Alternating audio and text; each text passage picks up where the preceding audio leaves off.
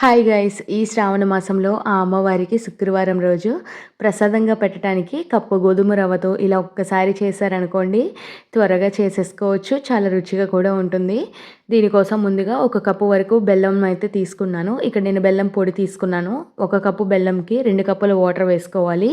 2 కప్పుల వాటర్ వేసేసుకొని స్టవ్‌ని సిమ్ ఫ్లేమ్‌లో పెట్టి మంచిగా ఈ బెల్లం అంతా కరిగిపోయి ఒక మంచి పొంగొచ్చే వరకు కూడా దీన్నైతే పొంగించుకోవాలండి. ఇంకొక స్టవ్ మీద మళ్ళీ స్టవ్ ఆన్ చేసి కడాయి పెట్టుకొని దాంట్లోని ఒక 3 టేబుల్ స్పూన్ల వరకు నెయ్యినైతే వేసుకోవాలి. ఈ నెయ్యి కాస్త హీట్ అయిపోయిన తర్వాత మీకు కావాల్సిన డ్రై ఫ్రూట్స్ వేయించుకోవచ్చు. నేనైతే ఇక్కడ పుచ్చగింజల్ని అలానే జీడిపప్పుని తీసుకొని కొంచెం గోల్డెన్ బ్రౌన్ కలర్ వచ్చే వరకు వేయించుకుంటున్నాను.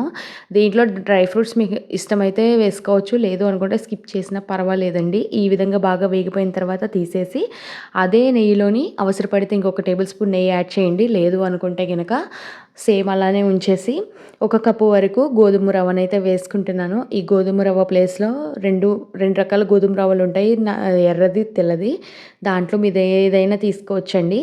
ఈ గోధుమ రవ్వ బాగా మంచిగా అయితే వేగాలన్నమాట. మంచి గోల్డెన్ కలర్ వచ్చే వరకు కూడా ఇలా కాస్త తెల్లగా అవుతూ ఉంటుంది. మంచిగా వేయించుకోవాలి.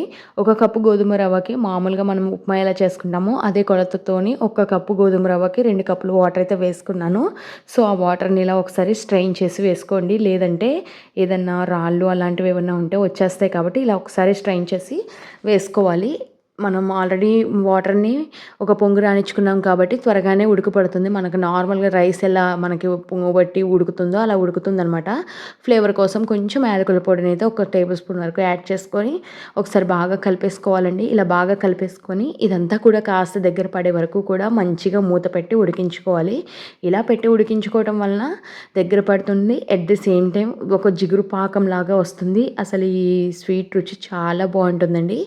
ఈ విధంగా నార్మల్గా మనం రైస్ ఎలా వండుకుంటామో అదే విధంగా అయితే దీన్ని ఉడికించుకొని చక్కగా చూస్తున్నారా, ఇందాకకి ఇప్పటికి చాలా దగ్గరికి అయితే పడిపోయిందనమాట.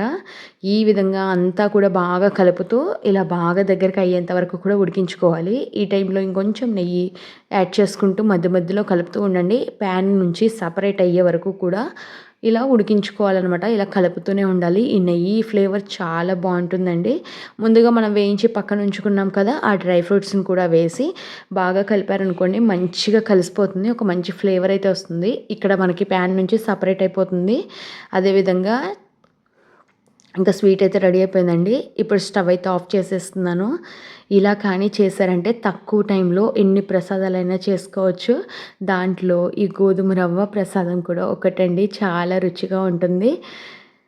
ప్రసాదం ఫైనల్గా చూస్తున్నారు కదా, 10 నిమిషాల్లో ప్రసాదం అయితే రెడీ అయిపోయిందండి. మీరు కూడా తప్పకుండా ఒకసారి ట్రై చేసి ఎలా వచ్చింది ఏంటి అనేది కింద కామెంట్ సెక్షన్లో కామెంట్ చేయండి. Bye bye.